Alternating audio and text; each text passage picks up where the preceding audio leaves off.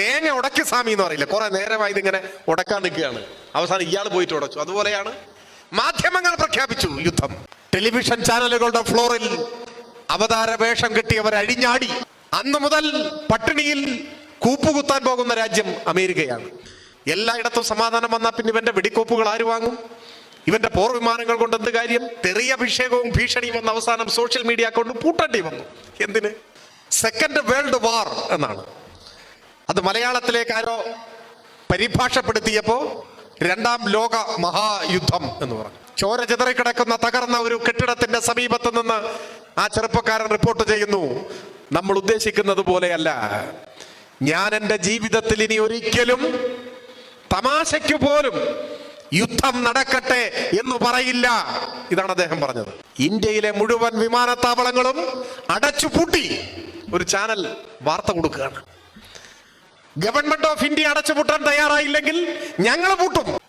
ഒരു ചാനൽ ഉടനീളം വലിയ അക്ഷരത്തിൽ എഴുതി കാണിച്ചത് വാർ ബ്രേക്കിംഗ് എന്നാണ്. ഭീകരവാദികൾ അഴിച്ചുവിട്ട കൊടും ക്രൂരതയെ പ്രതിരോധിക്കാൻ സ്വന്തം ജീവൻ ബലിയർപ്പിച്ചത് ഒരു മുസ്ലിം സഹോദരനായിരുന്നു. സ്വന്തം രാജ്യത്തിന്റെ മർമ്മപ്രധാനമായ കേന്ദ്രങ്ങളിൽ ഭീകരവാദികളുടെ സൈനിക പരിശീലന ക്യാമ്പുകൾ നിർബാധം പ്രവർത്തിക്കുന്നതിനാവശ്യമായ പിന്തുണ ചെയ്തു കൊടുക്കുന്ന ഒരു രാജ്യമായി പാകിസ്ഥാൻ മാറി. അദ്ദേഹത്തെ സംബന്ധിച്ചിടത്തോളം ഇസ്ലാം രാഷ്ട്രീയാധികാരം പിടിച്ചടക്കുന്നതിനുള്ള ഒരു മറയായിരുന്നു.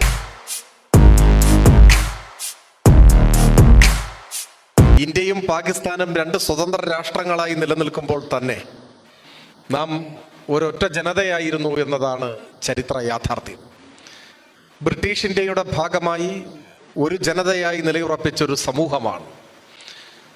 രാഷ്ട്രം സ്വാതന്ത്ര്യം നേടുന്ന ഘട്ടത്തിൽ വിഭജനവും ഒരു യാഥാർത്ഥ്യമായി. 947 വരെ ഒരു ജനതയായി നിലകൊണ്ടവർ രണ്ട് രാഷ്ട്രങ്ങളായി ഭിന്നിച്ചു. അതിന് നേതൃത്വം കൊടുത്തത് മുഹമ്മദ് അലി ജിന്നയായിരുന്നു.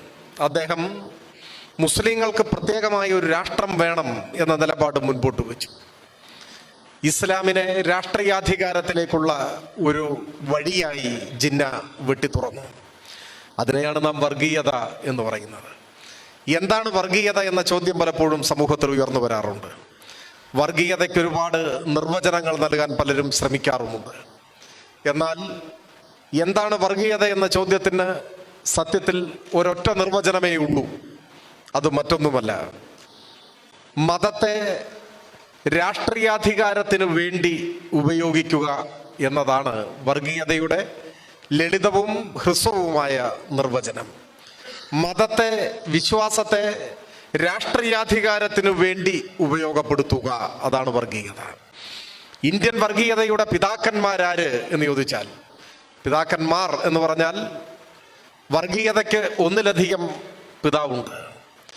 ഇന്ത്യയിൽ വർഗീയതയുടെ ആദ്യ പഥികർ, ആ ഗണത്തിൽപ്പെടുത്താവുന്നവർ തീർച്ചയായും സവർക്കറും മുഹമ്മദ് അലി ജിന്നയുമാണ്. ജിന്ന ഇസ്ലാമിൻ്റെ പേരിൽ ഒരു രാഷ്ട്രം ആവശ്യപ്പെട്ടു, മതത്തിൻ്റെ പേരിൽ ഒരു രാജ്യം. എന്നാൽ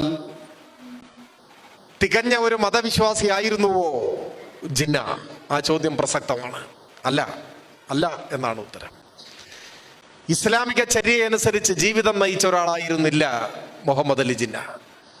ഞാനതിൻ്റെ സൂക്ഷ്മതലങ്ങളിലേക്ക് പോകുന്നില്ല. എങ്കിലും ലോകത്തെവിടെയുമുള്ള മുസൽമാൻ പൊതുവിൽ ഏറ്റവും നിഷിദ്ധമാണ് എന്ന് കരുതുന്ന ഒരു ഭക്ഷണമാണ് പന്നിയുടെ മാംസം. നിഷിദ്ധമായി കണക്കാക്കുന്ന പാനീയമാണ് മദ്യം. ഇത് രണ്ടും സുലഭമായി ഉപയോഗിക്കുന്ന ആളായിരുന്നു ജിന്ന. എന്ന് വെച്ചാൽ സത്യവിശ്വാസിയായ ഒരു മുസൽമാന്റെ ജീവിത രീതികളുമായി ഒരു ബന്ധവും ജിന്നയ്ക്കുണ്ടായിരുന്നില്ല. സവർക്കർ വിശ്വാസിയായ ഒരു ഹിന്ദുവായിരുന്നുവോ എന്ന ചോദ്യത്തിനും ഏതാണ്ട് തത്തുല്യമായ ഉത്തരമാണ് നമുക്ക് ചരിത്രത്തിൽ നിന്നും ലഭിക്കുക. അദ്ദേഹം ഒരു വിശ്വാസിയായിരുന്നില്ല. എന്നാൽ ഇന്ത്യൻ വർഗീയതയുടെ ആദ്യ പഥികരായിരുന്നു ഇവർ രണ്ടുപേരും. വർഗീയാടിസ്ഥാനത്തിൽ ജനങ്ങളെ ഭിന്നിപ്പിക്കാൻ, വിദ്വേഷത്തിന്റെ രാഷ്ട്രീയത്തെ ശക്തമാക്കാൻ, മത റിപ്പബ്ലിക് എന്ന ആശയം മുൻപോട്ട് വയ്ക്കാൻ ഒക്കെ ഇവർ അവരുടെ ജീവിതം ഒഴിഞ്ഞുവെച്ചു. അതുകൊണ്ടാണ് പലപ്പോഴും നമ്മൾ പറയാറുള്ളത്, വർഗീയവാദി മതവിശ്വാസിയായി കൊള്ളണം എന്നില്ല, മതവിശ്വാസി വർഗീയവാദിയായി കൊള്ളണം എന്നുമില്ല. വിശ്വാസം എന്നത് മനുഷ്യന്റെ വ്യക്തിപരമായ ഒരു കാര്യമാണ്. നിങ്ങൾക്ക് വിശ്വാസിയാകാം, ആകാതെ ഇരിക്കാം. അത് തീർത്തും നിങ്ങളുടെ വ്യക്തിപരമായ ഒരു തിരഞ്ഞെടുപ്പിന്റെ പ്രശ്നമാണ്. അതിന്റെ പശ്ചാത്തലങ്ങളിലേക്ക് ഇപ്പോൾ കടന്നു പോകുന്നില്ല. എന്നാൽ വർഗീയത എന്നത് അത്തരം വിശ്വാസവുമായി ബന്ധപ്പെട്ട് നിൽക്കുന്നതല്ല. അത് രാഷ്ട്രീയാധികാരത്തിന് വേണ്ടിയുള്ള കുറുക്കുവഴിയായാണ് ചരിത്രത്തിലുടനീളം ഒരു കൂട്ടം ആളുകൾ ഉപയോഗപ്പെടുത്തിയത്. അതുകൊണ്ടാണ് അവരെ നാം വർഗീയവാദികൾ എന്ന് വിളിക്കുന്നത്. അപ്പോ രാജ്യം കണ്ട വർഗീയവാദികളിൽ ഏറ്റവും മുമ്പനായിരുന്ന ഒരാൾ മുഹമ്മദ് അലി ജിന്ന മുസ്ലിങ്ങൾക്ക് മാത്രമായി ഒരു രാജ്യം വേണം എന്നാവശ്യപ്പെട്ടു. അദ്ദേഹത്തെ സംബന്ധിച്ചിടത്തോളം ഇസ്ലാം രാഷ്ട്രീയാധികാരം പിടിച്ചടക്കുന്നതിനുള്ള ഒരു മറയായിരുന്നു. അതാണ് ജിന്നയ്ക്ക് മതം ഒരു മറയായിരുന്നു, അധികാരം പിടിച്ചെടുക്കാനുള്ള ഒരു മറ അതായിരുന്നു, അത് മാത്രമായിരുന്നു. വിഭജനം യാഥാർത്ഥ്യമായി, പാകിസ്ഥാൻ പ്രത്യേക രാജ്യമായി മാറി. നിഷ്കളങ്കരായ നമ്മുടെ ഒരുപാട് മുസ്ലിം സഹോദരങ്ങൾ ഇതാ മുസ്ലിങ്ങൾക്ക് സ്വന്തമായി ഒരു രാജ്യം ലഭിച്ചിരിക്കുന്നു, അതൊരു വാഗ്ദത്ത ഭൂമിയാണ് എന്ന പ്രതീക്ഷയിൽ പാകിസ്ഥാനിലേക്ക് കടന്നു ചെന്നു. അങ്ങനെ കടന്നു ചെന്ന മുസ്ലിങ്ങൾക്ക്, ആദ്യമേ അവിടെ ജീവിക്കുന്ന മുസ്ലിങ്ങൾക്ക് ഒരു പർദീസയായി പാകിസ്ഥാൻ പിന്നീട് മാറിയോ എന്ന ചോദ്യം പ്രസക്തമാണ്. ഇല്ലെന്ന് മാത്രമല്ല, ഇന്ത്യയോടൊപ്പം സ്വതന്ത്രയായ ഭൂപ്രദേശം പാകിസ്ഥാൻ എന്ന രാഷ്ട്രം ഇന്നും ദാരിദ്ര്യത്തിന്റെയും ആഭ്യന്തര സംഘർഷങ്ങളുടെയും പട്ടിണിയുടെയും ഭരണപരമായ അസ്ഥിരതയുടെയും നാടായി നിലനിൽക്കുകയാണ്. വാഗ്ദത്ത ഭൂമി തേടി കടന്നു ചെന്നവർ, അവരോട് നീതി ചെയ്യാൻ പാകിസ്ഥാന്റെ ഭരണ നേതൃത്വത്തിന് കഴിഞ്ഞോ? കഴിഞ്ഞില്ല. ഇവിടെ നിന്നും കടന്നു ചെന്ന മുസ്ലിങ്ങളെ ഹൃദയത്തോട് ചേർത്ത് വയ്ക്കാൻ സാധിച്ചില്ല പാകിസ്ഥാന്. അവരെ രണ്ടാം തരം പൗരന്മാരായി കണക്കാക്കി. അവർക്ക് പീഡനങ്ങൾ ഏറ്റുവാങ്ങേണ്ടതായി വന്നു. അങ്ങനെയാണ് ചരിത്രത്തിൽ മൊഹാജിർ ഖ്വാമി മൂവ്മെന്റ് എന്നൊരു രാഷ്ട്രീയ പ്രസ്ഥാനം ഉടലെടുക്കുന്നത്. ആദ്യഘട്ടത്തിൽ അതിന്റെ നേതൃത്വം ഡോക്ടർ അൽതാഫ് ഹുസൈൻ ആയിരുന്നു. അവർ മുൻപോട്ട് വെച്ച ഒരു പ്രധാനപ്പെട്ട മുദ്രാവാക്യം we need the first grade citizenship of Pakistan എന്നായിരുന്നു. ഞങ്ങളെയും ഒന്നാം കിട പൗരന്മാരായി കണക്കാക്കണം.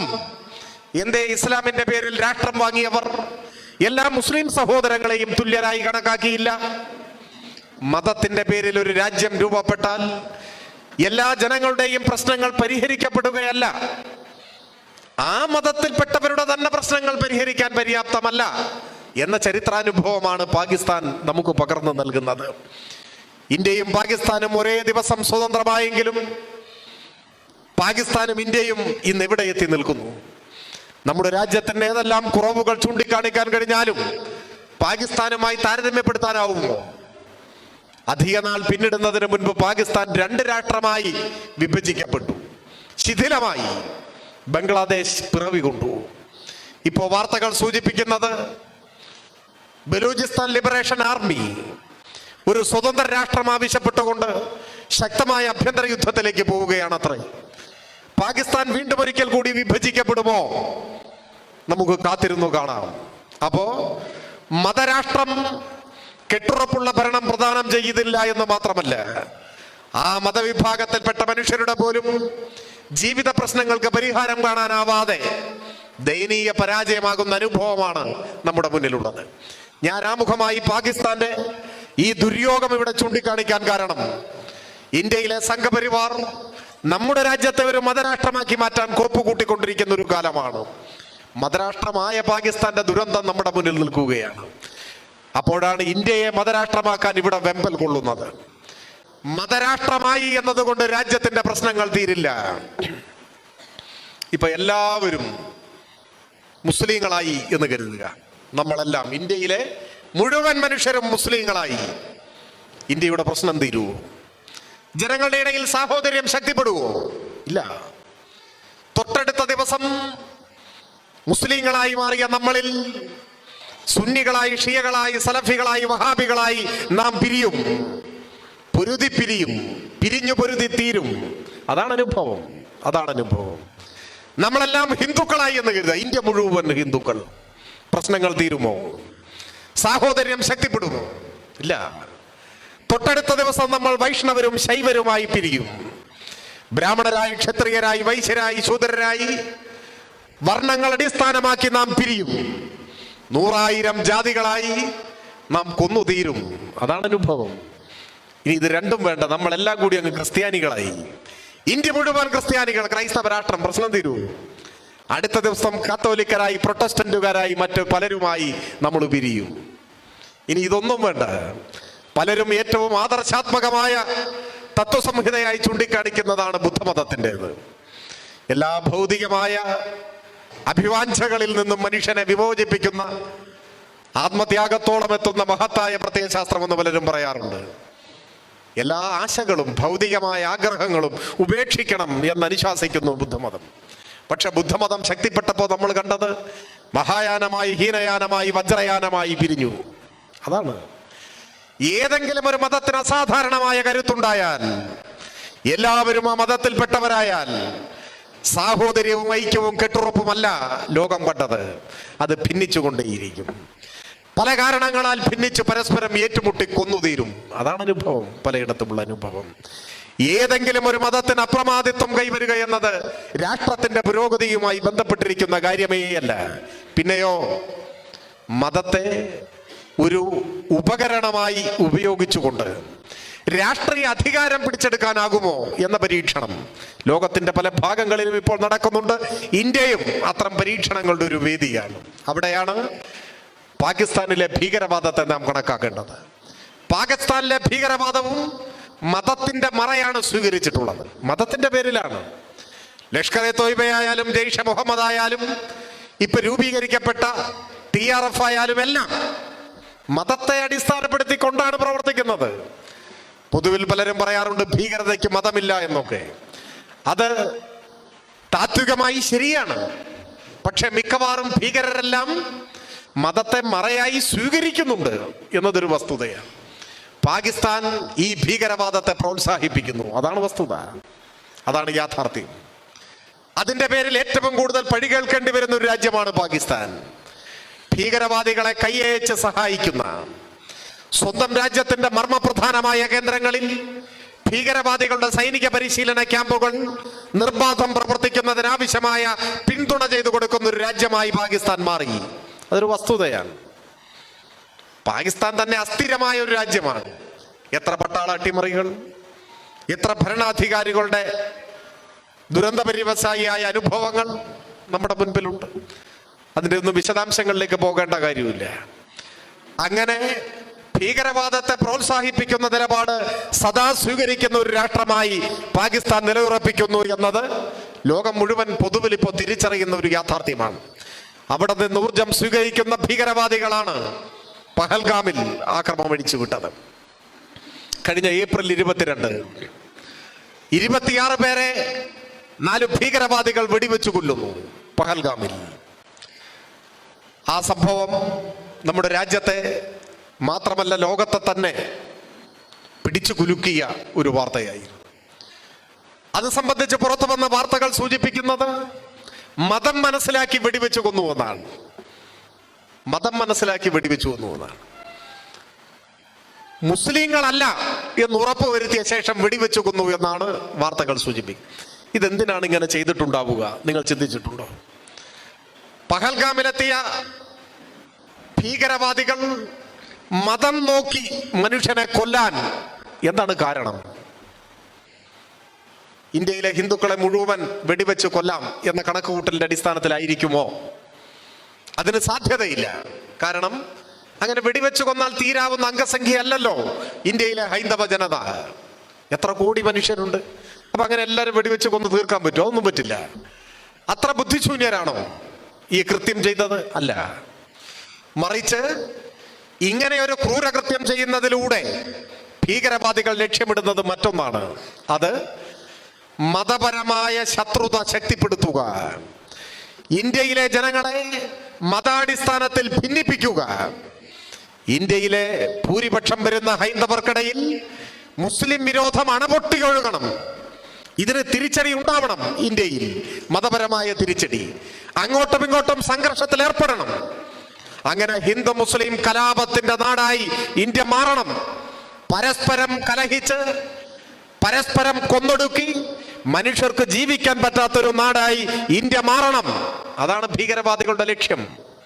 ഭാഗ്യവശാൽ ഭീകരവാദികളുടെ കണക്ക് കൂട്ടലുകൾക്കനുസരിച്ച് കാര്യം നടന്നില്ല. ഭീകരവാദികൾ അഴിച്ചുവിട്ട കൊടും ക്രൂരതയെ പ്രതിരോധിക്കാൻ സ്വന്തം ജീവൻ ബലിയർപ്പിച്ചത് ഒരു മുസ്ലിം സഹോദരനായിരുന്നു. നമ്മുടെ എറണാകുളം സ്വദേശിയായ രാമചന്ദ്രൻ അവിടെ വെച്ച് കൊല്ലപ്പെട്ടു.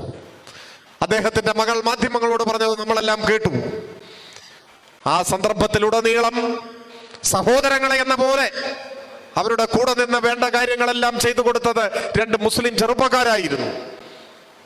രാമചന്ദ്രന്റെ മകൾ പറഞ്ഞു, പഹൽഗാമിൽ വെച്ച് എനിക്ക് എന്റെ പിതാവിനെ നഷ്ടപ്പെട്ടു, പക്ഷെ എനിക്ക് രണ്ട് സഹോദരന്മാരെ അവിടെ വെച്ച് ലഭിച്ചു എന്നാണ് പറഞ്ഞത്. ഇതെല്ലാം നമ്മുടെ നാട് കാണുകയാണ്. അപ്പോ മതപരമായ കലാപം ലക്ഷ്യമിട്ടുകൊണ്ടുള്ള ഭീകരാക്രമണത്തെ ആ അർത്ഥത്തിൽ വിജയിപ്പിച്ചെടുക്കാൻ ഭീകരർക്ക് കഴിഞ്ഞില്ല. ഇനിയുള്ളത് ആ ഭീകരവാദത്തെ ചെറുക്കുക എന്നതാണ്. ഭീകരവാദത്തെ പോറ്റി വളർത്തുന്ന അമേരിക്ക, പോറ്റി വളർത്തുന്ന പാകിസ്ഥാനെ അതിൽ നിന്ന് പിന്തിരിപ്പിക്കാൻ ആവശ്യമായ തിരിച്ചടി നൽകുക എന്ന നിലയിലാണ് ഇന്ത്യ നടപടികൾ സ്വീകരിച്ചത്. ഇന്ത്യ തന്നെ അതിനെ വിശദീകരിച്ചിട്ടുള്ളത് നമ്മുടെ മുൻപിലുണ്ട്. പാകിസ്ഥാനിലെ ഭീകരവാദികളുടെ സൈനിക താവളങ്ങൾ കൃത്യമായി മനസ്സിലാക്കി ആ താവളങ്ങളിലേക്ക് ആക്രമണം നടത്തുകയാണ് ചെയ്തത്. 9 ഭീകര താവളങ്ങളിലേക്കാണ് ഇന്ത്യൻ ആർമി പ്രത്യേകമായ ഒരു സൈനിക നടപടി സ്വീകരിച്ചത്. നമ്മുടെ രാജ്യത്തെ എല്ലാ രാഷ്ട്രീയ പാർട്ടികളും അതിന് പിന്തുണ കൊടുത്തു, CPIM ഉൾപ്പെടെ. എന്തിനാണ് പിന്തുണ? നിരപരാധികളുടെ ജീവൻ കവർന്നെടുക്കുന്ന ഭീകരവാദത്തെ അമർച്ച ചെയ്യണം, അതിനി ആവർത്തിക്കപ്പെട്ടുകൂടാ. ഭീകരവാദികളെ പോറ്റി വളർത്തുന്ന പാകിസ്ഥാന്റെ നയം തിരുത്തിക്കണം. അതുകൊണ്ട് പാകിസ്ഥാനിൽ ഭീകരവാദികളുടെ പരിശീലന താവളങ്ങൾക്ക് നേരെ നടത്തിയ സൈനിക നടപടിയെ ഇന്ത്യയിലെ രാഷ്ട്രീയ പാർട്ടികളെല്ലാം പിന്തുണച്ചു, രാജ്യത്തിന്റെ നടപടിക്ക് പിന്തുണ നൽകി. എന്നാൽ അതൊരു യുദ്ധത്തിനുള്ള പിന്തുണയാണ് എന്ന് ചിലർ തെറ്റിദ്ധരിക്കുകയാണ്. ഇവിടെ യുദ്ധം എന്നൊരു വാക്ക് ആരും ഉപയോഗിച്ചു പോലുമില്ല. ആലങ്കാരികമായ പ്രയോഗങ്ങൾക്ക് സാധ്യതയുണ്ട് എന്നല്ലാതെ. ആദ്യം നടന്നത് ഭീകരരുടെ കൂട്ടക്കൊലയാണ്, ഭീകരാക്രമണം. ഇന്ത്യയുടെ ഭാഗത്തുനിന്നുള്ള മറുപടി തിരഞ്ഞെടുക്കപ്പെട്ട ഭീകരരുടെ സൈനിക പരിശീലന ക്യാമ്പുകളിൽ തിരിച്ചടി അഥവാ മറുപടി, അങ്ങനെയൊക്കെയാണ് നമ്മൾ ഉപയോഗിച്ചത്. വാർ, യുദ്ധം എന്ന വാക്ക് എവിടെയുമില്ല. ഇന്ത്യയും പാകിസ്ഥാനും യുദ്ധം പ്രഖ്യാപിച്ചില്ല. എന്നാൽ പരസ്പരം ചില സൈനിക ആക്രമണങ്ങൾ ഉണ്ടായി അങ്ങോട്ടും ഇങ്ങോട്ടും. 9 സൈനിക ഭീകര താവളങ്ങളിൽ ശക്തമായ ആക്രമണം നമ്മുടെ രാജ്യം നടത്തി. ചില ഭീകരർ വധിക്കപ്പെട്ടു. പാകിസ്ഥാനിൽ നിന്നുമുള്ള ചില ആക്രമണ ശ്രമങ്ങളെ ഇന്ത്യ തടയുകയും ചെയ്തു. ഈ ഒരു സന്ദർഭത്തിൽ പക്ഷേ അത്ഭുതകരമായൊരു കാഴ്ചയ്ക്കാണ് നമ്മൾ സാക്ഷ്യം വഹിച്ചത്. അത് പെട്ടെന്നൊരു ജനതയാകെ യുദ്ധോന്മാദികളായി മാറി. ആ യുദ്ധാസക്തിയുടെ തുടക്കം നമ്മുടെ മാധ്യമങ്ങളിൽ നിന്നായിരുന്നു. അതിനെ 1000 ഇരട്ടിയായി പ്രതിഫലിപ്പിച്ചത് നവമാധ്യമങ്ങളായിരുന്നു. അതിൻ്റെ മുന്നിൽ മലയാള ടെലിവിഷൻ ചാനലുകൾ നിന്നു. ഞാനതിൻ്റെ ഓരോ മിനിറ്റിലെയും അല്ലെങ്കിൽ ഓരോ മണിക്കൂറിലെയും സംഘർഷ റിപ്പോർട്ടിങ്ങിന്റെ അപഹാസ്യതയെ അത്രയും സമയമെടുത്ത് വിശദീകരിക്കണമെന്നൊന്നും കരുതുന്നില്ല. എങ്കിലും ഒരു വള്ളംകളി മത്സരം റിപ്പോർട്ട് ചെയ്യുന്നത് പോലെ, ഒരു ഫുട്ബോൾ മത്സരത്തിന്റെ കമന്ററി പോലെ, ഒരു ക്രിക്കറ്റ് മാച്ചിന്റെ കമന്ററി പോലെ അത്യാവേശഭരിതരായി നിലത്ത് ചുവടുറപ്പിച്ച് നിൽക്കാൻ കഴിയാത്തത്ര ആവേശത്തള്ളിച്ചയോടെ ടെലിവിഷൻ ചാനലുകളുടെ ഫ്ലോറിൽ അവതാര വേഷം കിട്ടിയവർ അഴിഞ്ഞാടി. അതാണ് ഉണ്ടായത്. എന്തൊക്കെയാണ് അവർ റിപ്പോർട്ട് ചെയ്തത്? ഒരു ചാനൽ ഉടനീളം വലിയ അക്ഷരത്തിൽ എഴുതി കാണിച്ചത് വാർ ബ്രേക്കിംഗ് എന്നാണ്. വാർ ബ്രേക്കിംഗ്. ഇന്ത്യ യുദ്ധം പ്രഖ്യാപിച്ചിട്ടില്ല, പാകിസ്ഥാനും യുദ്ധം പ്രഖ്യാപിച്ചിട്ടില്ല. നിങ്ങൾ യുദ്ധം പ്രഖ്യാപിക്കുന്നില്ലെങ്കിൽ ഞങ്ങൾ പ്രഖ്യാപിക്കും, ആ നിലപാടാണ് ചാനലിൻ്റെത്. ഒരു സിനിമയിൽ കണ്ടില്ലേ, ജഗതിയുടെ കഥാപാത്രം തേങ്ങ ഉടക്കി സ്വാമി എന്ന് പറയില്ല, കുറെ നേരമായി ഇതിങ്ങനെ ഉടക്കാൻ നിൽക്കുകയാണ്. അവസാനം ഇയാൾ പോയിട്ട് ഉടച്ചു. അതുപോലെയാണ് മാധ്യമങ്ങൾ പ്രഖ്യാപിച്ചു യുദ്ധം, വാർ ബ്രേക്കിംഗ്. ആ ടെലിവിഷൻ ചാനൽ സ്തോഭജനകമായ ഒരു വാർത്ത ജനങ്ങളുടെ മുൻപാകെ തുറന്നു വിട്ടു. ഇന്ത്യയിലെ എല്ലാ എയർപോർട്ടുകളും അടച്ചുപൂട്ടി. പെട്ടെന്ന് പറയുകയാണ്. നിങ്ങൾ ആലോചിച്ച് നോക്കൂ, എത്രമാത്രം ഗൗരവമേറിയ ഒരു നടപടിയാണ് അങ്ങനെ സംഭവിച്ചിട്ടുണ്ടെങ്കിൽ. ഇന്ത്യയിൽ എത്ര എയർപോർട്ടുണ്ട്? ഈ കൊച്ചു കേരളത്തിൽ 4 ഇന്റർനാഷണൽ എയർപോർട്ടുണ്ട്. ഇന്ത്യയിലെ മുഴുവൻ വിമാനത്താവളങ്ങളും അടച്ചുപൂട്ടി ഒരു ചാനൽ വാർത്ത കൊടുക്കുകയാണ്.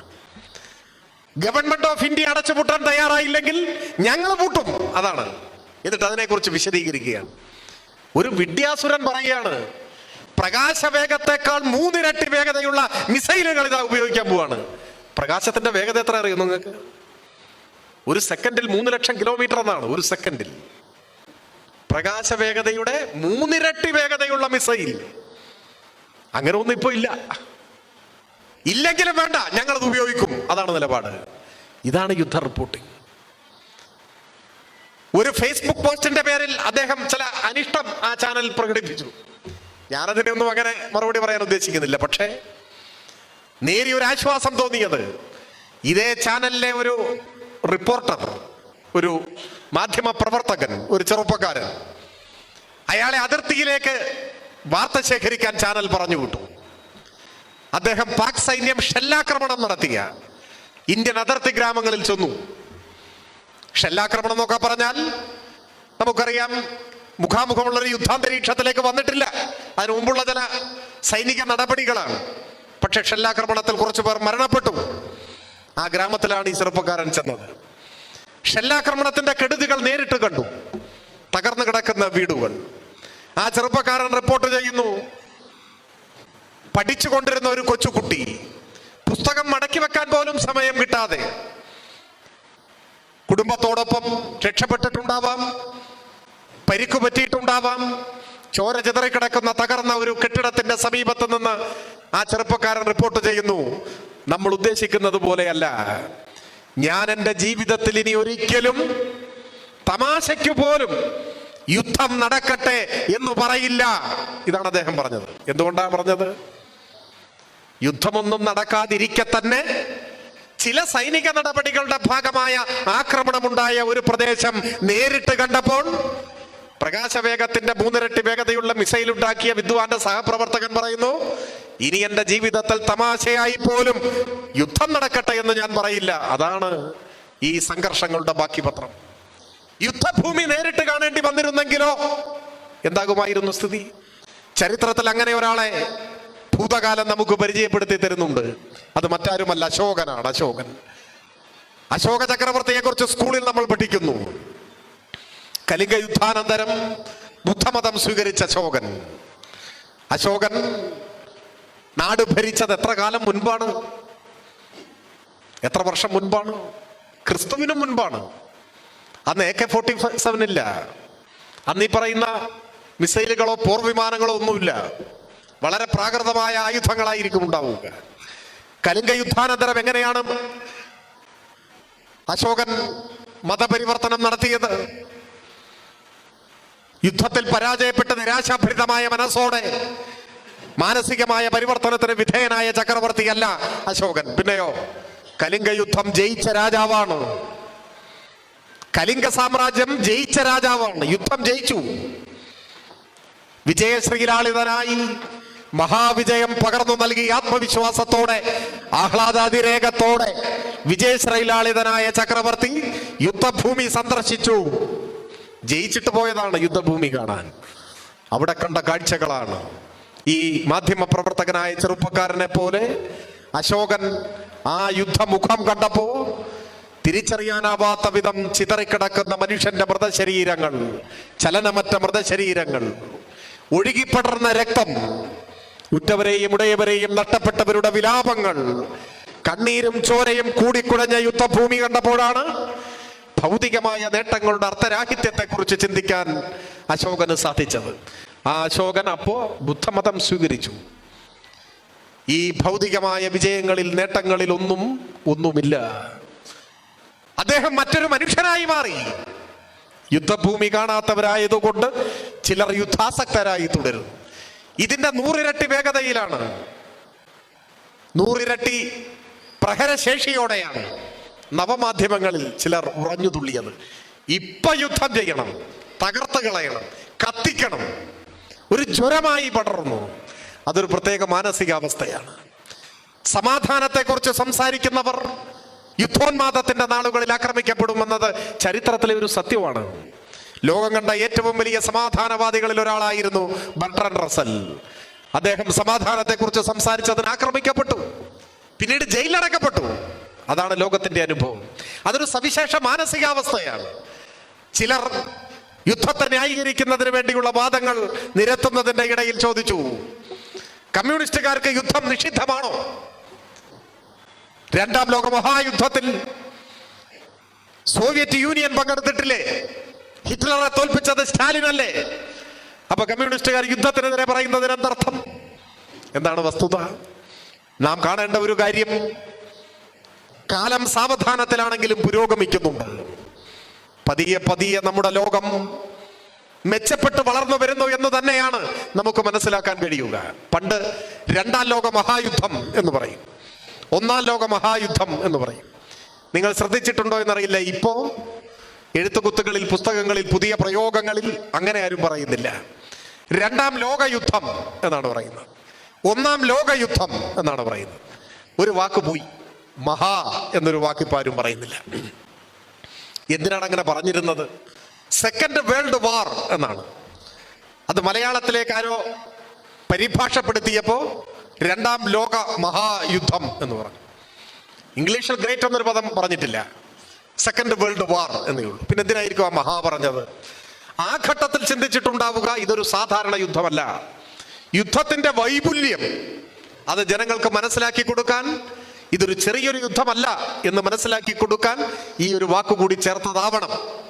എന്നാൽ ഭാഷാശാസ്ത്രത്തിന്റെ മണ്ഡലത്തിൽ സംഭവിക്കുന്ന പുരോഗമനോന്മുഖമായ വളർച്ചയുടെ കൂടി ഭാഗമായിട്ടാവാം ഇപ്പോ ആരും അങ്ങനെ പറയുന്നില്ല. ചിലരിപ്പോഴും 2ാം ലോക മഹായുദ്ധം എന്നൊക്കെ പറയുന്നുണ്ടാവും, പക്ഷെ അത് ശീലം കൊണ്ട് സംഭവിക്കുന്നതാണ്.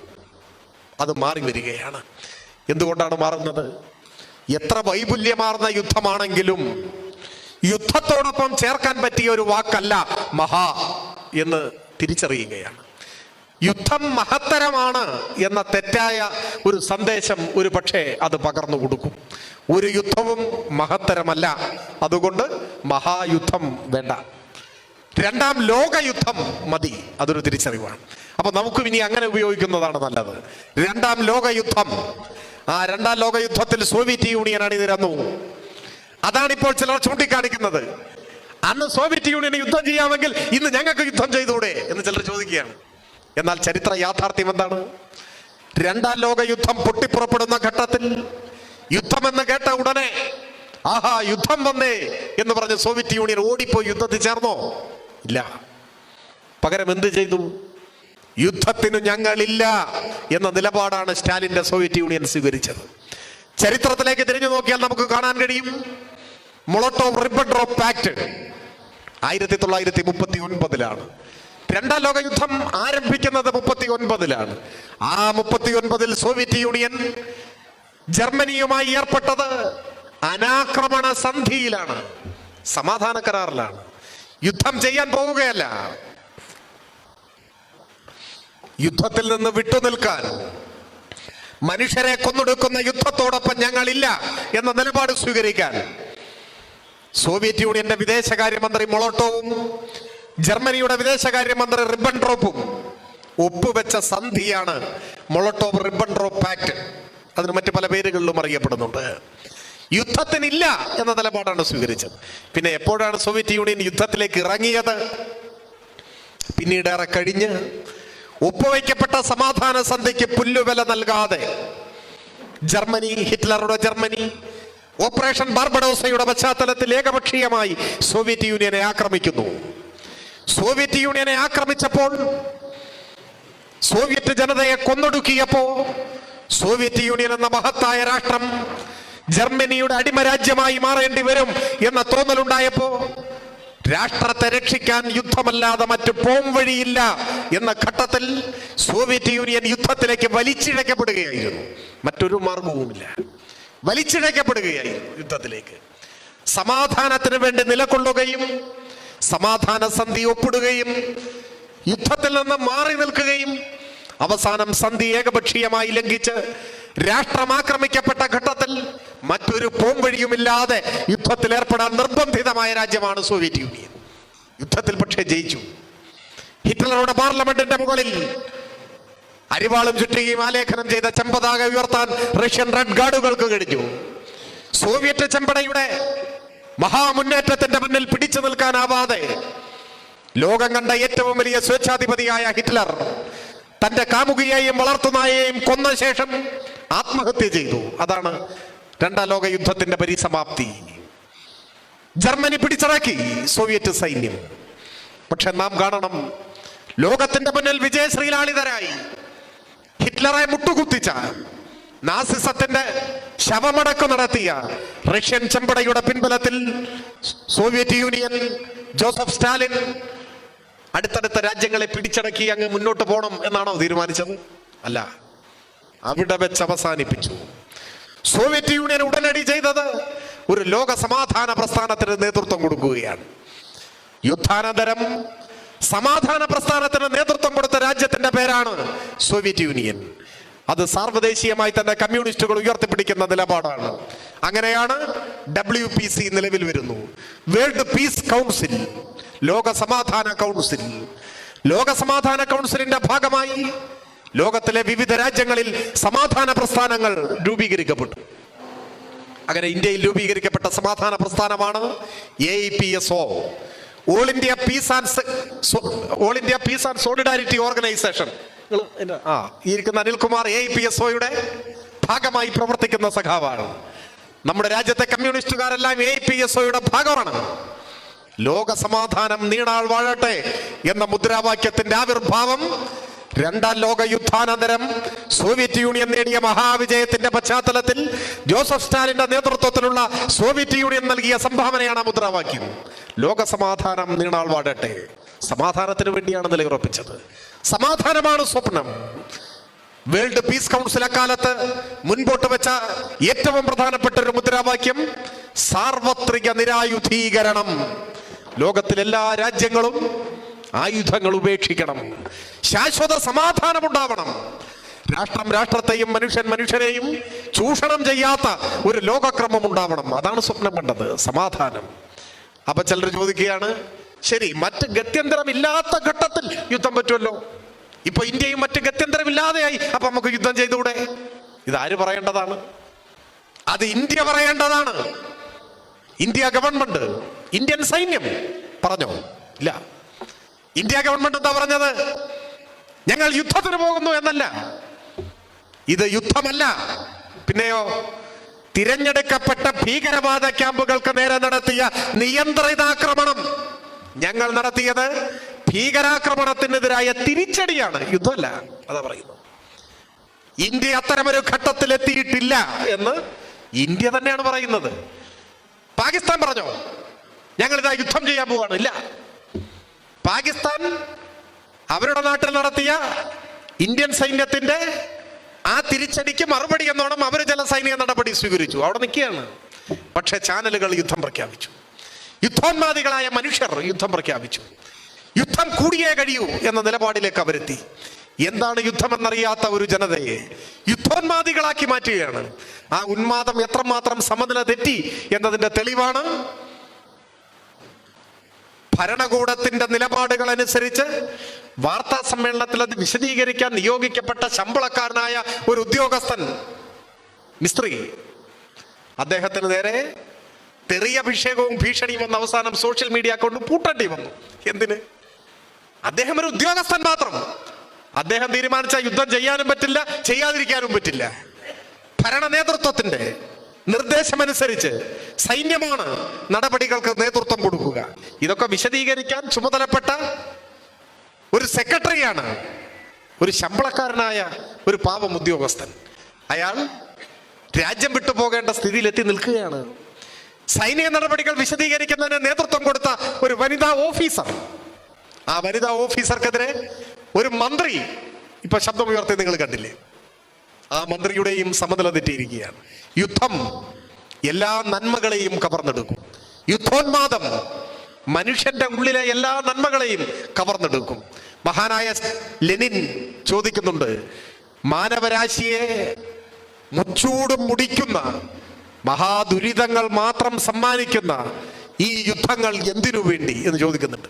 ഒന്നാം ലോക യുദ്ധത്തിന്റെ പശ്ചാത്തലത്തിൽ ലെനിൻ ചോദിക്കുന്ന ചോദ്യമാണ്. അതിനുവേണ്ടി കോടിക്കണക്കിന് പണം വിനിയോഗിക്കുന്ന രാജ്യങ്ങളെ അദ്ദേഹം ചോദ്യം ചെയ്യുന്നുണ്ട്. ആ ചോദ്യം ഇന്ന് അന്നുള്ളതിനേക്കാൾ കൂടുതൽ പ്രസക്തിയുള്ളതാണ്. എന്തുകൊണ്ട്? ഇന്നൊരു യുദ്ധം പൊട്ടിപ്പുറപ്പെട്ടാലുള്ള സ്ഥിതി എന്താണ്? പ്രത്യേകിച്ച് ഇന്ത്യയും പാകിസ്ഥാനും രണ്ടും ആണവ രാജ്യങ്ങളാണ്. 945 ശേഷം ഒരാണവായുധ പ്രയോഗം ലോകത്തിൽ എവിടെയും ഉണ്ടായിട്ടില്ല.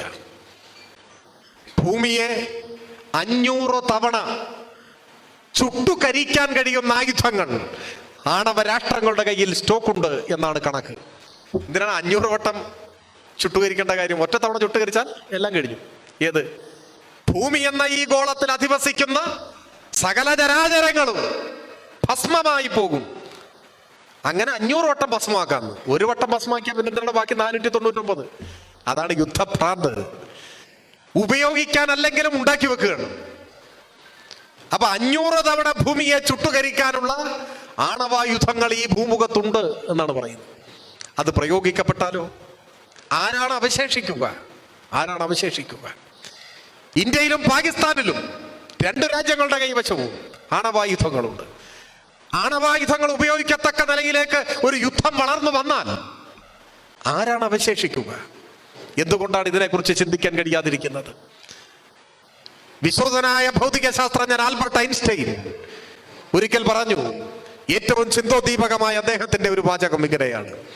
അദ്ദേഹം പറഞ്ഞു, ഒരു 3ാം ലോക യുദ്ധത്തിൽ ഏതൊക്കെ ആയുധങ്ങൾ ഉപയോഗിക്കപ്പെടും എന്ന് എനിക്കിപ്പോൾ പറയാനാവില്ല, എനിക്കത് പ്രവചിക്കാനേ കഴിയില്ല.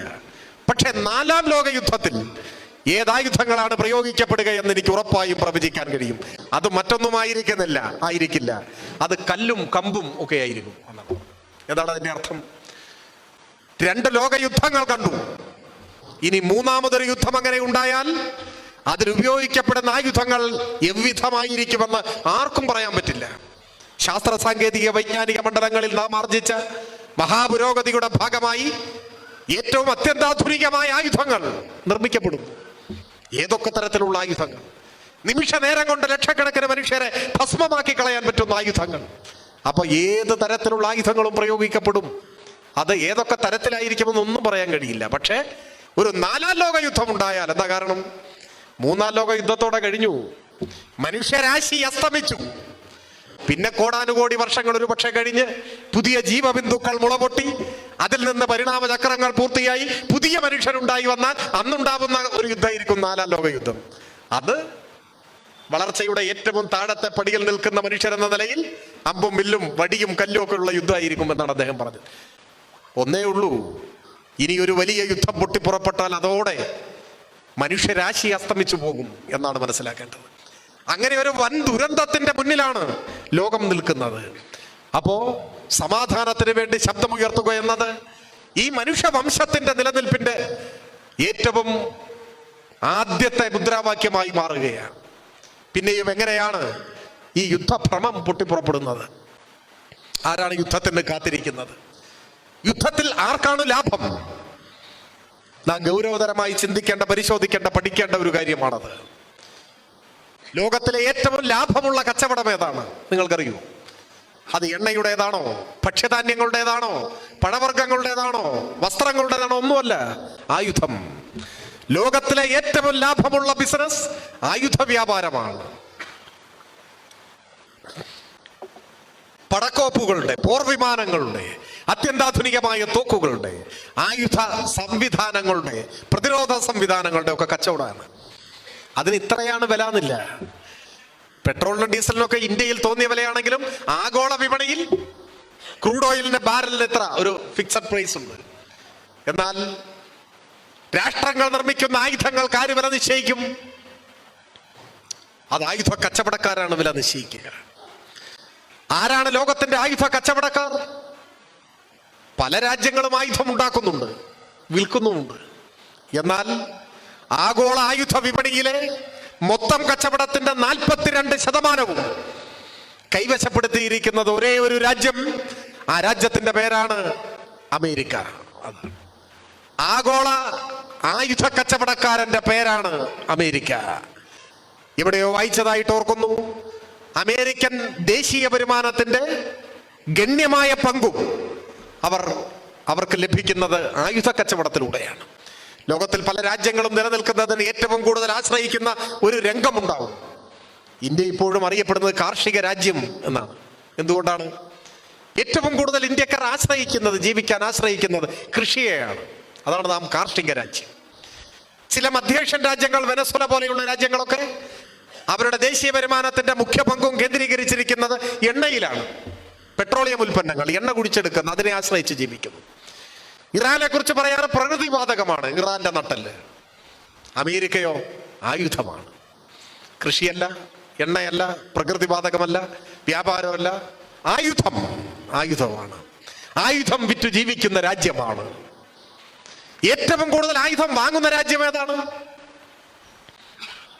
സ്റ്റോക്ക്ഹോം ഇന്റർനാഷണൽ പീസ് ഇൻസ്റ്റിറ്റ്യൂട്ട് ഈ അടുത്ത് പുറത്തിറക്കിയ റിപ്പോർട്ട് പ്രകാരം കഴിഞ്ഞ 4-5 കൊല്ലത്തെ കണക്കനുസരിച്ച് ഏറ്റവും കൂടുതൽ ആയുധങ്ങൾ ഇറക്കുമതി ചെയ്തിരിക്കുന്ന രാജ്യം നമ്മുടെ രാജ്യമാണെന്നാണ് പറയുന്നത്. ഇന്ത്യ അങ്ങനെയാണ് പറയുന്നത്. ഏകദേശം 10% വരും അത്രയാണ്. ലോകത്തിലെ മറ്റെല്ലാ രാജ്യങ്ങളും കൂടി ബാക്കി 90%. ഇന്ത്യ ഒറ്റക്ക് ഏതാണ്ട് 10%. ഇതിന്റെ ലളിതമായ സാമ്പത്തിക ശാസ്ത്രം എന്താണ്? ഉള്ള കാശ് മുഴുവൻ കൊടുത്ത് ആയുധം വാങ്ങുകയാണ് നമ്മള്. അമേരിക്ക ഉള്ള ആയുധം മുഴുവൻ വിറ്റ് കാശ് വാങ്ങുകയാണ്. ഇതാണ് വ്യത്യാസം. ലോകത്തിൽ സംഘർഷങ്ങൾ ഇല്ലാതെയായാൽ ലോകത്തിലെല്ലായിടത്തും സമാധാനം വന്നു എന്ന് സങ്കല്പിക്കുക. അത് നമ്മുടെ സ്വപ്നമാണ്. എല്ലാ ലോകരാജ്യങ്ങളിലും സമാധാനം. ഇന്ത്യയും പാകിസ്ഥാനും തമ്മിൽ സംഘർഷങ്ങളില്ല. സമാധാനത്തിന്റെയും സൗഹൃദത്തിന്റെയും 100 പൂക്കൾ വിടരുന്ന ഒരു മഹാവസന്തം ഇരു രാജ്യങ്ങൾക്കുമിടയിൽ രൂപപ്പെട്ടു. സാഹോദര്യത്തോടെ പുലരുന്നു. ഇപ്പൊ ഇന്ത്യയും ഭൂട്ടാനും തമ്മിലുള്ള അതിർത്തി കണ്ടിട്ടുള്ളവരൊരു പക്ഷേ ഉണ്ടാവും. ജയ്ഗാവ് എന്ന് പറയുന്ന ഒരു ഇന്ത്യൻ ഗ്രാമമാണ്. ഒരു ചെറിയ ഗേറ്റ് അവിടെ കാണാം. ആ ഗേറ്റിനപ്പുറം ഭൂട്ടാനാണ്. ഭൂട്ടാൻകാർ ആ സ്ഥലത്തെ വിളിക്കുക ഫുഡ്സിലിംഗ് എന്നാണ്. അവിടെ നോക്കിയാൽ ഒരു ചെറിയ ടാർപ്പായ വലിച്ചു കെട്ടിയിട്ട് അതിൻ്റെ താഴെ നിങ്ങളൊക്കെ ഇരിക്കുന്ന പോലെ ഒരു ഫൈബർ കസേര ഇട്ടിട്ട് ഒരു പട്ടാളക്കാരൻ ഇരിപ്പുണ്ട്, ഇന്ത്യൻ പട്ടാളക്കാരൻ. അയാളുടെ കയ്യിൽ തോക്കൊന്നുമില്ല. അയാൾ അവിടെ വെറുതെ ഇരിക്കുന്നു. ഇന്ത്യൻ ആർമിയുടെ ഒരു സാന്നിധ്യം. അപ്പുറത്തെ ഭൂട്ടാനിൽ പോയപ്പോൾ അവിടെ പട്ടാളക്കാരനെയും കണ്ടില്ല. ചിലപ്പോൾ വല്ല ചായം കുടിക്കാൻ പോയാണോന്ന് അറിയില്ല, കാണുമായിരിക്കും ചിലപ്പോൾ. ഇതാണ് സ്ഥിതി. എന്താ കാരണം? ഒരു സംഘർഷവും ഇല്ല, നല്ല സമാധാനം. ഇവിടെ നിന്ന് ഭൂട്ടാനിലേക്ക് പോകണമെങ്കിലും ഭൂട്ടാനിൽ നിന്ന് ഇങ്ങോട്ട് വരണമെങ്കിലും ഒരു വിലക്കുമില്ല. നമുക്ക് വിസ വേണ്ട, പാസ്പോർട്ട് വേണ്ട, ഭൂട്ടാൻ സന്ദർശിക്കാൻ പോവാം. അവിടുത്തെ കടയിൽ പോയി ചായ കുടിച്ചിട്ട് 100 രൂപ, ഇന്ത്യൻ രൂപ കൊടുത്താൽ അവർ വാങ്ങി വെക്കും. അവിടെ ഇവിടെയൊക്കെ ഇതാണ് സ്ഥിതി. ഇതേ സാഹചര്യം ഇന്ത്യയും പാകിസ്ഥാനും തമ്മിൽ വന്നു എന്ന് സങ്കല്പിക്കുക. ഇന്ത്യയും പാകിസ്ഥാനും തമ്മിൽ മഹത്തായ ഒരു സൗഹൃദം യാഥാർത്ഥ്യമായി എന്ന് സങ്കല്പിക്കുക. ഒരു ജനതയായിരുന്നവരാണ് പണ്ട്. സാഹോദര്യത്തോടെ അങ്ങനെ ഒരു സാഹചര്യം വന്നാലോ പിന്നെ കോടാനുകോടികൾ ചെലവഴിച്ച് പട്ടാളത്തിന്റെ വിന്യാസം വേണ്ട, ആയുധ സംവിധാനങ്ങൾ വേണ്ട. ലോകം മുഴുവൻ ഇങ്ങനെ സമാധാനമായി എന്ന് കരുതുക. ചില സ്കാൻഡിനേവിയൻ രാജ്യങ്ങളിലൂടെ കടന്നു പോകുമ്പോൾ ചില രാജ്യങ്ങളുടെ അതിർത്തി എന്ന് പറഞ്ഞാൽ ഒരു വരയാണ്, ഒരു വര. നമ്മുടെ നാട്ടിൽ നിന്നൊക്കെ പോകുന്ന ചില വിദ്വാൻമാർ ഒരു കാലപ്പുറത്തും ഒരു കാലിപ്പുറത്തും ഒക്കെ ഇട്ട് നിന്നിട്ട് 2 രാജ്യങ്ങളിൽ ഒരേ സമയം നിൽക്കുന്ന ഫോട്ടോ ഒക്കെ എടുക്കും. ഒരു കുഴപ്പമില്ല, സമാധാനമാണ്. ലോകത്തിലെ എല്ലാ രാജ്യങ്ങൾക്കും ഇടയിൽ ഈ സമാധാനം വന്നു എന്ന് കരുതുക. നല്ല സാഹോദര്യം. അന്ന് കട പൂട്ടിപ്പോവുക അമേരിക്കയുടേതാണ്. അന്ന് മുതൽ പട്ടിണിയിൽ കൂപ്പുകുത്താൻ പോകുന്ന രാജ്യം അമേരിക്കയാണ്. എല്ലായിടത്തും സമാധാനം വന്നാൽ പിന്നെ ഇവന്റെ വെടിക്കോപ്പുകൾ ആര് വാങ്ങും? ഇവന്റെ പോർ വിമാനങ്ങൾ കൊണ്ട് എന്ത് കാര്യം? ഇവന്റെ പടക്കോപ്പുകൾ ആർക്കു വേണം? അപ്പൊ ലോകത്തിലെവിടെയും സമാധാനം ഉണ്ടാവരുത് എന്നാഗ്രഹിക്കുന്നത് ആയുധ കച്ചവടക്കാരാണ്, സാമ്രാജ്യത്വമാണ്. ആയുധ കച്ചവടം എന്ന ആധുനിക കാലത്ത് ഏറ്റവും മനുഷ്യത്വരഹിതമായ വ്യവസായമാണ്. ആ വ്യവസായത്തിന്റെ ഭാഗമായി നിൽക്കുന്ന വൻകിട കമ്പനികളാണ് അതിന്റെ മുതലാളിമാരാണ്. അവരെ നിയന്ത്രിക്കുന്ന സാമ്രാജ്യത്വമാണ്. അവരുടേതാണ് യുദ്ധങ്ങൾ. അവരുടേതാണ് യുദ്ധങ്ങൾ. ആ യുദ്ധത്തിന് ഒപ്പം നിൽക്കുകയല്ല ഒരു മനുഷ്യൻ ചെയ്യേണ്ടത്. ചിന്താശേഷിയുള്ള സകല മനുഷ്യരും ലോകത്തിൽ ഇനിയൊരു യുദ്ധം ഉണ്ടാവരുത് എന്ന് ചിന്തിക്കുന്നവരാണ്. അങ്ങനെയേ ചിന്തിക്കാൻ പാടുള്ളൂ. എന്നാൽ നാളെ ഒരു നിമിഷാർത്ഥത്തിൽ ഭീകരവാദികൾ കൂടുതൽ കരുത്താർജിച്ച് പാകിസ്ഥാൻ കേന്ദ്രീകരിച്ച് ഇന്ത്യക്ക് നേരെ ആക്രമണം അഴിച്ചു വിട്ടാലോ? അതൊരു സാങ്കല്പികമായ ചോദ്യമാണ്. അതിന്റെ സാങ്കല്പികമായ ഉത്തരം പ്രതിരോധിക്കേണ്ടി വരും, യുദ്ധം ചെയ്യേണ്ടി വരും. പക്ഷെ അത് യുദ്ധത്തിലേക്ക് വലിച്ചിഴക്കലാണ്. ആഗ്രഹിച്ച ആവേശത്തോടെ പോയി പങ്കാളിയാവുന്ന യുദ്ധമല്ല, ഗത്യന്തരമില്ലാതെ ചെന്നേർപ്പെടേണ്ടി വരുന്ന യുദ്ധമാണ്. അങ്ങനെ ഒരു യുദ്ധം വന്നാൽ പോലും നമ്മുടെ സ്വപ്നം സമാധാനമായിരിക്കണം, സമാധാനത്തിന് വേണ്ടിയുള്ള യുദ്ധമായിരിക്കണം. നമ്മളെ പ്രചോദിപ്പിക്കേണ്ടത് സമാധാനം എന്ന മുദ്രാവാക്യമായിരിക്കണം. നമ്മളെ മുന്നോട്ട് നയിക്കേണ്ടത് ആ ലക്ഷ്യമായിരിക്കണം. അതിന് പകരം യുദ്ധാസക്തി നിറയ്ക്കുന്നവർ യുദ്ധത്തിന്റെ ഗൗരവം തിരിച്ചറിയാത്തവരാണ്. അതോടൊപ്പം ഇപ്പോ നമ്മുടെ രാജ്യം എത്തി നിൽക്കുന്ന സ്ഥിതി എന്താണ്? വെടിനിർത്തൽ നല്ല കാര്യം, യുദ്ധത്തിലേക്ക് പോയില്ല. മാധ്യമങ്ങളിലെയും പുറത്തുമുള്ള യുദ്ധോന്മാദികളായ സകല മനുഷ്യവിരുദ്ധരെയും നിരാശപ്പെടുത്തിക്കൊണ്ട് വെടിനിർത്തൽ യാഥാർത്ഥ്യം.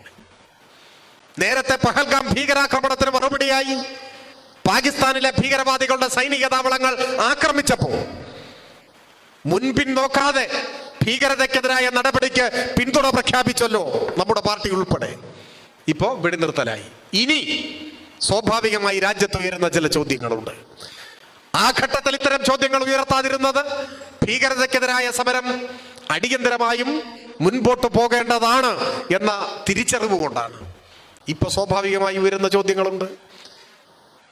ഒരു യുദ്ധോന്മാദത്തിന്റെ അവസ്ഥയിലേക്ക് ഇന്ത്യയെ നയിക്കാൻ ഒരു കൂട്ടം ആളുകൾ പിന്നെയും പിന്നെയും ആഞ്ഞു പ്രചരിപ്പിച്ചത് പഹൽഗാമിൽ ഇത്രയും പേരെ കൊന്നില്ലേ എന്നാണ്. ആ കൊന്നവർക്കെതിരെ സൈനിക നടപടിക്കാണ് നമ്മൾ പിന്തുണ കൊടുത്തത്, അത് വേറെ കാര്യം. ഇനി പഹൽഗാം കൂട്ടക്കൊലയിലേക്ക് വന്നാലോ? ഇന്ത്യയിലെ സ്വിറ്റ്സർലൻഡ് എന്നാണ് അറിയപ്പെടുക. ഇവിടെ ഇരിക്കുന്നവരിൽ കുറച്ചു പേരെങ്കിലും ഒരു പക്ഷേ പഹൽഗാം സന്ദർശിച്ചിട്ടുള്ളവരായിരിക്കും എന്ന് ഞാൻ കരുതുന്നു. പഹൽഗാം നമ്മുടെ രാജ്യത്തെ ഏറ്റവും മനോഹരിയായ ഒരു താഴ്വരയാണ്. ഇടർ നദിയുടെ തീരത്തെ ഒരു മനോഹര താഴ്വര. അവിടെ നിന്നും ഒരു 5 കിലോമീറ്റർ 6 കിലോമീറ്റർ 7 കിലോമീറ്റർ 8 കിലോമീറ്റർ ഒക്കെ അപ്പുറം ഇപ്പുറം മാറിയിട്ടാണ് നൂറുകണക്കിന് വിനോദസഞ്ചാരികളെ ആകർഷിക്കുന്ന വിനോദസഞ്ചാര കേന്ദ്രങ്ങളുണ്ട്. കൊച്ചു കൊച്ചു താഴ്വരകൾ, തുരുത്തുകൾ. അതാണ് ഈ Baisaran valley, Betaab valley, Aru valley, Chandanwari എന്നൊക്കെ പറയുന്നത്. ഇങ്ങനെയുള്ള സ്ഥലങ്ങളാണ്. അവിടെയൊക്കെ എത്തിക്കഴിഞ്ഞാൽ അതിമനോഹരമായ താഴ്വരയിൽ നമ്മുടെ ദൃഷ്ടി പരിധിക്കുള്ളിൽ ഒതുങ്ങുന്ന സ്ഥലമാണ്. അത്രേ ഉള്ളൂ. നോക്കിയാൽ അറ്റം കാണാൻ കഴിയുന്നത്ര ചെറിയ തുരുത്തുകളാണ്, മനോഹരമായ താഴ്വരകളാണ്. ബദാബ് എന്ന് പറയുന്ന പഴയ ഒരു ഹിന്ദി സിനിമയുണ്ട്. ആ സിനിമ ചിത്രീകരിച്ച സ്ഥലമാണ് ബദാബ് വാലി എന്നിപ്പോൾ അറിയപ്പെടുന്നു. അതിമനോഹരമാണ്. ഈ ബദാബ് വാലിക്കും ചന്ദൻവാടിക്കും ഒക്കെ ഉള്ളൊരു ഗുണം, അവിടെ വരെ നിങ്ങൾക്ക് കാറിൽ പോകാം, സ്ഥലം വരെ പോകാൻ പറ്റും. എന്നാൽ ഭീകരർ ആക്രമണം അഴിച്ചുവിട്ട ബൈസരൻ വാലി നിങ്ങൾക്ക് കാറിൽ പോകാൻ പറ്റില്ല. താഴ്വരയിൽ വാഹനം നിർത്തിയ ശേഷം ദുഷ്കരമായ പാതയിലൂടെ ആയാസപ്പെട്ട് നടക്കണം, അല്ലെങ്കിൽ കുതിരയുടെ പുറത്ത് പോകണം. അങ്ങനെ പോയാൽ മാത്രമേ ഇവിടെ എത്തിച്ചേർന്നാൽ അതിമനോഹരമായ ഒരു ദുരിതം. അവിടെയാണ് 26 പേരെ നിഷ്ഠൂരമായി വധിച്ചത്. ഇവിടെ ഉയരുന്ന ചോദ്യം ഞാനിപ്പോഴും ഓർക്കുന്നു. ആദ്യമായി പഹൽഗാമിലേക്ക് പോകുമ്പോൾ, ശ്രീനഗറിൽ നിന്നും പഹൽഗാമിലേക്ക് നാം യാത്ര ചെയ്യുമ്പോൾ മനോഹരമായ കുറെ ഗ്രാമങ്ങളിലൂടെയാണ് കടന്നു പോകുക. ഇന്ത്യയുടെ കുങ്കുമപ്പാടം എന്നറിയപ്പെടുന്ന പാമ്പോറ നമ്മൾ കടന്നു പോകുന്ന ഒരു ഗ്രാമമാണ്. ഗോറിപ്പോറ, അവന്തിപ്പോറ, പുൽവാമ, അനന്തനാഗ്, അങ്ങനെ കടന്നാണ് നാം പഹൽഗാമിലെത്തുക. ഇവിടെ എല്ലാം ഒരു 100 മീറ്റർ 200 മീറ്റർ ഇടപെട്ട് സായുധരായ പട്ടാളക്കാർ നിൽക്കും. റോഡിന്റെ സൈഡിൽ അവരുണ്ടാവും. ഓരോ സൈനികനെയും മറികടന്നാണ് നമ്മൾ ഇങ്ങനെ യാത്ര മുൻപോട്ട് പോകുക. നേരത്തെ ഞാൻ സൂചിപ്പിച്ച വിനോദസഞ്ചാര കേന്ദ്രങ്ങളിലെല്ലാം പട്ടാളം ഉണ്ടാവും, സായുധ സൈന്യം അവിടെ എല്ലാം ഉണ്ട്. എന്തിനാണ് ഇത്രയും പട്ടാളം? മറ്റൊന്നുമല്ല, ഈ പഹൽഗാമിൽ ഇതിനു മുൻപ് ഭീകരർ വന്നിട്ടുണ്ട്. വിദേശ വിനോദസഞ്ചാരികളെ അന്ന് തട്ടിക്കൊണ്ടുപോയി ഓരോരുത്തരെയായി കൊന്നു. അതാണ് നമ്മുടെ അനുഭവം. ഇന്ത്യയുടെ പ്രകൃതി ഭംഗി ആസ്വദിക്കുവാൻ, ഇന്ത്യയിലെ സ്വിറ്റ്സർലൻഡ് കാണാൻ ലോകത്തിന്റെ പല ഭാഗങ്ങളിൽ നിന്നും സഞ്ചാരികൾ ഒഴുകിയെത്തുന്ന ആ പഹൽഗാമിൽ ഭീകരവാദികൾ കടന്നു വന്ന വിനോദസഞ്ചാരികളെ തട്ടിക്കൊണ്ടുപോയി കൊന്നുകളഞ്ഞു. അത് നമുക്കുള്ളൊരു പാഠമായിരുന്നു. നാം ജാഗ്രത പാലിച്ചു. അവിടങ്ങളിലെല്ലാം ഈ സുരക്ഷ ഏർപ്പെടുത്തി. ഒരിക്കൽ കൂടി ഇത്തരം ഒരു ആക്രമണം ആവർത്തിക്കാതിരിക്കാനുള്ള ജാഗ്രത, അതാണ് അവിടെ ഉണ്ടായിരുന്നത്. എപ്പം നിങ്ങൾ പോയാലും ഈ പട്ടാളത്തിന്റെ സാന്നിധ്യം അവിടെ ഉണ്ടാകും. എന്നാൽ ഒരു മലയാളി ഉൾപ്പെടെ 26 പേർ കൊല്ലപ്പെട്ട ഭീകരാക്രമണം നടന്നപ്പോ ബൈസരൻ വാലിയിൽ ഒരൊറ്റ പട്ടാളക്കാരനുണ്ടായിരുന്നില്ല. എന്തു സംഭവിച്ചു? എന്തുകൊണ്ടാണ് സൈനിക സാന്നിധ്യം ഇല്ലാതെ പോയത്? ടിക്കറ്റ് വാങ്ങിയിട്ടാണ് ആളുകളെ അകത്തേക്ക് കടത്തിവിടുന്നത്. അവരുടെ ജീവന് സുരക്ഷിതത്വം നൽകാനുള്ള ഉത്തരവാദിത്വം നമുക്കില്ലേ? എന്താണ് സംഭവിച്ചത്? പിന്നെ നേരത്തെ സൂചിപ്പിച്ചു, അവിടേക്ക് വരണമെങ്കിൽ നടന്നു വരണം, അല്ലെങ്കിൽ കുതിരപ്പുറത്ത് വരണം. അപ്പൊ ഈ ഭീകരവാദികളും അങ്ങനെയാണ് അവിടെ വരിക, അല്ലാതെ അവർക്ക് ആകാശത്തൊന്ന് പൊട്ടി വീഴാൻ പറ്റില്ല. കിലോമീറ്ററുകൾ താണ്ടി പഹൽഗാമിലെത്തി ബൈസരൻ വാലിയിലേക്ക് കിലോമീറ്ററുകൾ നടന്നു വന്നു സായുധരായ ഭീകരവാദികൾ. കൂട്ടക്കൊല നടത്തിയ ശേഷം അതേപോലെ നടന്നുപോയി. നമുക്ക് പിടിക്കാൻ കഴിഞ്ഞില്ല. ഈ സുരക്ഷാ വീഴ്ചയ്ക്ക് മറുപടി പറയണ്ടേ? മുൻപ് വിനോദസഞ്ചാരികളെ തട്ടിക്കൊണ്ടുപോയി കൊന്ന അനുഭവമുള്ളിടത്ത് എന്തുകൊണ്ട് സുരക്ഷ ഒരുക്കിയില്ല? മറുപടി പറയണ്ടേ? India government വിശദീകരിക്കണ്ടേ?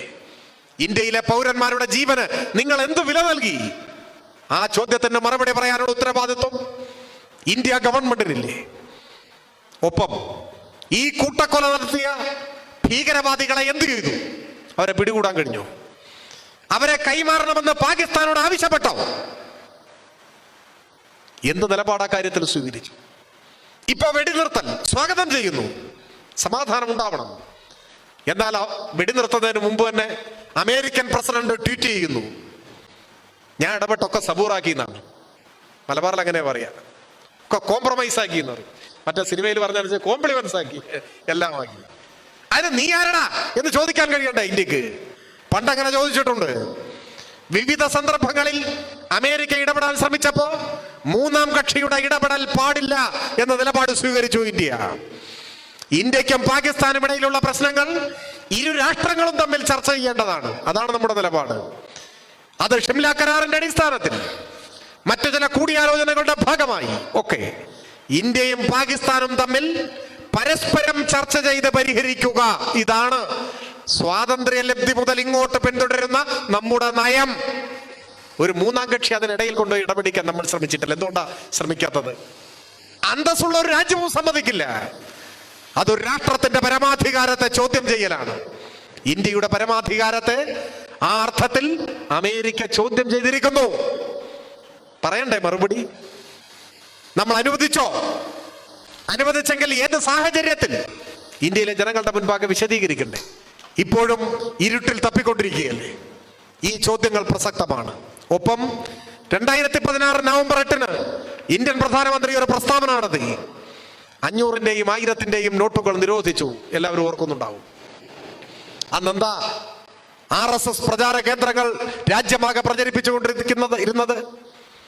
ഈ നടപടി ഭീകരവാദത്തെ തുടച്ചു നീക്കാനാണ്. ഇനി ഭീകരവാദികൾ ശ്വാസം മുട്ടിച്ചാവും. ഇവർ പറയുന്ന കേട്ടാൽ തോന്നുക 1000-ന്റെ 500-ന്റെ നോട്ടില്ലെങ്കിൽ ഭീകരവാദികളെല്ലാം മരിച്ചു പോകുന്നതാണ്. ഭീകരവാദത്തെ തുടച്ചു നീക്കാനുള്ള നടപടിയാണ് എന്നാണ് വിശദീകരിച്ചത്. രാജ്യത്തിന് മേൽ വിവരിക്കാനാവാത്ത കഷ്ടനഷ്ടങ്ങൾ ഉണ്ടാക്കിയ ആ നടപടി ഭീകരവാദത്തെ തുടച്ചു നീക്കാൻ ഉതകിയോ? ആ ചോദ്യം ഉയരണ്ടേ? ആ നടപടിയുടെ ഭാഗമായി ഭീകരവാദത്തിന് എന്തെങ്കിലും കുറവുണ്ടായോ? അതൊരു ഭ്രാന്തൻ നടപടിയായിരുന്നുവെന്ന് ഇനിയെങ്കിലും സമ്മതിക്കണ്ടേ? ഭീകരവാദത്തെക്കുറിച്ച്, പൊലിഞ്ഞുപോയ ഇന്ത്യൻ പൗരന്മാരുടെ ജീവനെ കുറിച്ച്, ഇന്ത്യയുടെ പരമാധികാരത്തെ പരിഹസിക്കുന്ന അമേരിക്കയുടെ ഇടപെടലിനെ കുറിച്ച് ഒക്കെ വിശദീകരിക്കാനുള്ള ഉത്തരവാദിത്വം ഇന്ത്യ ഗവൺമെന്റിനുണ്ട്. അത് വിശദീകരിച്ചുകൊണ്ട് മാത്രമേ ഈ സാഹചര്യത്തിൽ ഉയർന്നു വന്ന രാഷ്ട്രീയ പ്രശ്നങ്ങൾക്ക് ശരിയായ ഒരു സമാധാനം ലഭിക്കുകയുള്ളൂ. ഞാൻ കൂടുതൽ ദീർഘിപ്പിക്കുന്നില്ല. പറഞ്ഞു വന്നത്, അനിവാര്യമായ സന്ദർഭങ്ങളിൽ ഏതെങ്കിലും ഒരു രാജ്യം യുദ്ധത്തിലേക്ക് വലിച്ചിഴക്കപ്പെട്ടാൽ അതുപോലും സമാധാനം സ്ഥാപിക്കുന്നതിന് വേണ്ടിയാണ് പരിണമിക്കേണ്ടത് എന്ന നിലപാടേ മനുഷ്യസ്നേഹികൾക്ക് സ്വീകരിക്കാൻ കഴിയും. യുദ്ധവിരുദ്ധ നിലപാടേ യാഥാർത്ഥ്യബോധമുള്ള മനുഷ്യർക്ക് സ്വീകരിക്കാൻ കഴിയും. അപ്പോഴും ചിലർ സംശയാലുക്കളായി മാറി ചോദിക്കുന്നുണ്ട്, പലസ്തീന്റെ കാര്യത്തിൽ നിങ്ങൾ ഇങ്ങനെയൊന്നും അല്ലല്ലോ പറഞ്ഞത്. പിന്നെ എങ്ങനെയാണ് പറഞ്ഞത്? സാധാരണക്കാരായ മനുഷ്യർ കേൾക്കുകയും ഗ്രഹിക്കുകയും ചെയ്യുന്ന അവയവങ്ങളല്ല സംഘപരിവാർ അതിനായി ഉപയോഗിക്കുന്നത് എന്നതാണ് പ്രശ്നം. പലസ്തീന്റെ പ്രശ്നത്തിൽ എന്ത് നിലപാടാണ് സ്വീകരിച്ചത്? പലസ്തീനിൽ ഏതെങ്കിലും ആക്രമണത്തെ പ്രോത്സാഹിപ്പിക്കുന്ന നിലപാടായിരുന്നു? അല്ല. 2023 ഒക്ടോബർ മാസം 7-ാം തീയതി പലസ്തീനിൽ നിന്നും മിസൈൽ വിക്ഷേപിച്ചു. അതിനെയാണോ പിന്തുണച്ചത്? തൊട്ടടുത്ത നിമിഷം തന്നെ ഇസ്രായേൽ യുദ്ധം തന്നെ ആരംഭിച്ചു. എന്തായിരുന്നു നിലപാട്? 2023 ഒക്ടോബർ 7-നല്ല പലസ്തീൻ ഇസ്രായേൽ പ്രശ്നം ആരംഭിക്കുന്നത്. ചില മാന്യന്മാരുടെ വിശകലനത്തിൽ ഒക്ടോബർ 7 മുതൽ ഇങ്ങോട്ടാണ് ചരിത്രം. അവിടുന്നാണ് പറഞ്ഞു തുടങ്ങുന്നത്. ഒരു പ്രശ്നത്തെ അപഗ്രഥിക്കുമ്പോൾ യഥാർത്ഥ പ്രശ്നത്തെ നേരിടാനുള്ള ആർജവം വേണം. ഇസ്രായേൽ പലസ്തീൻ പ്രശ്നം എപ്പോൾ മുതലാണ് ലോകത്തിന്റെ മുന്നിൽ പ്രത്യക്ഷപ്പെടുന്നത്? ഏറ്റവും ചുരുക്കി പറഞ്ഞാൽ 948 മുതലാണ്. ഞാൻ ആ വിശദമായ ചരിത്രത്തിലേക്ക് ഇപ്പോൾ കടന്നു പോകുന്നില്ല. 948-ലാണ് രണ്ടാം ലോക യുദ്ധത്തിന്റെ പരിസമാപ്തിയിൽ ബ്രിട്ടൻ മുൻകൈയെടുത്ത് അമേരിക്കയുടെ പിന്തുണയോടെ ഒരു പുതിയ രാജ്യം അങ്ങ് ഉണ്ടാക്കുകയാണ്. ആ രാജ്യരൂപീകരണത്തിന് ആസ്പദമായിട്ടുള്ള കത്ത്, അതിന്റെ വിശദാംശങ്ങളെല്ലാം ചരിത്രത്തിന്റെ ഭാഗമാണ്. ഒരുപാട് സമയം എടുത്ത് സംസാരം നീട്ടണമെന്ന് ആഗ്രഹിക്കാത്തതുകൊണ്ടാണ് അതിലേക്ക് പോകാത്തത്. പക്ഷെ ലോകത്തിൽ മറ്റാരും അന്ന് ഇസ്രായേലിനെ അംഗീകരിച്ചിട്ടില്ല. നമ്മുടെ രാജ്യം പോലും അംഗീകരിച്ചിട്ടില്ല. ഇന്ത്യ, കോൺഗ്രസ് അംഗീകരിച്ചിട്ടില്ല. ഇപ്പൊ പിന്നെ കോൺഗ്രസ് എന്നൊന്നും പറയാൻ പറ്റില്ല. കോൺഗ്രസ് എന്ന മഹാപ്രസ്ഥാനം ഇന്നില്ല. ഇന്ന് ഗാന്ധിജി അപമാനിക്കും വിധം ഖദർ ധരിക്കുന്ന, കോൺഗ്രസിന്റെയോ രാജ്യത്തിന്റെയോ ചരിത്രം മനസ്സിലാക്കിയിട്ടില്ലാത്ത ഭിക്ഷാന്തേഹികളുടെ ഒരു കൂട്ടം മാത്രമാണുള്ളത്. ഏതെങ്കിലും ഗൗരവതരമായ ഒരു പരാമർശത്തിന് പോലും അർഹതയില്ലാത്ത വിധം ഇന്ത്യയിലെ കോൺഗ്രസ് നിർജീവമായി കഴിഞ്ഞു. പക്ഷെ 48-ലെ കോൺഗ്രസ് അംഗീകരിച്ചിട്ടില്ല ഇസ്രായേലിനെ. മഹാത്മാഗാന്ധി അംഗീകരിച്ചിട്ടില്ല, നെഹ്റു അംഗീകരിച്ചിട്ടില്ല, ഒരു രാജ്യവും അംഗീകരിച്ചില്ല. ഇന്ത്യ പതിറ്റാണ്ടുകൾ ഇസ്രായേലിനെ ഒരു രാജ്യമായി അംഗീകരിക്കുകയോ ഇവിടെ നിന്നൊരു അംബാസഡറെ അങ്ങോട്ട് അയക്കുകയോ ചെയ്തിട്ടില്ല. ആ നയത്തിനൊക്കെ മാറ്റം വരുന്നത് എപ്പോഴാണ് എന്നെല്ലാവർക്കും അറിയാം. നരസിംഹറാവുവിന്റെ കാലത്താണ് നയങ്ങൾ മാറി തുടങ്ങിയത്. പറഞ്ഞു വന്നത് 48-ൽ ഒരു രാജ്യമായിരുന്ന പലസ്തീൻ നിരന്തരമായ ആക്രമണങ്ങളെ നേരിട്ട് ഇപ്പൊ ഭൂപടമെടുത്ത് നോക്കിയാൽ ഭൂതക്കണ്ണാടിയുടെ സഹായം വേണം പലസ്തീനെ കണ്ടുപിടിക്കാൻ. പലസ്തീന്റെ ഭൂമി മുഴുവൻ കവർന്നെടുത്ത് ഇസ്രായേൽ വിപുലീകരിക്കപ്പെട്ടു. ഇസ്രായേൽ ഒരു രാജ്യമായി മാറി, പലസ്തീൻ ഒരു രാജ്യമല്ലാതെയായി മാറി. ലക്ഷക്കണക്കിന് മനുഷ്യർ കൊന്നു തള്ളപ്പെട്ടു. 48 മുതൽ ആക്രമിക്കപ്പെടുന്ന ഒരു ജനതയാണ്. 48 മുതൽ നിരന്തരമായി ഭൂമി കയ്യേറ്റത്തിന് ഇരയാവുന്ന ഒരു നാടാണ് പലസ്തീൻ. നിരന്തരമായി ആക്രമിക്കപ്പെടുന്നവർ ദുർബലമായ ഒരു പ്രതിരോധം നടത്തി. അതാണ് ഇവിടെ പരാമർശിക്കപ്പെടുന്ന ഒക്ടോബർ 7 എന്നൊക്കെ പറയുന്നത്. അവിടെ നല്ല ചരിത്രം തുടങ്ങും. ചരിത്രം കുറെ മുൻപിൽ നിന്ന് തുടങ്ങുകയാണ്. നിരന്തരം ആക്രമിക്കപ്പെടുന്നു, കൊല്ലപ്പെടുന്നു, തകർക്കപ്പെടുന്നു, ഭൂമി മുഴുവൻ അന്യാധീനപ്പെടുന്നു.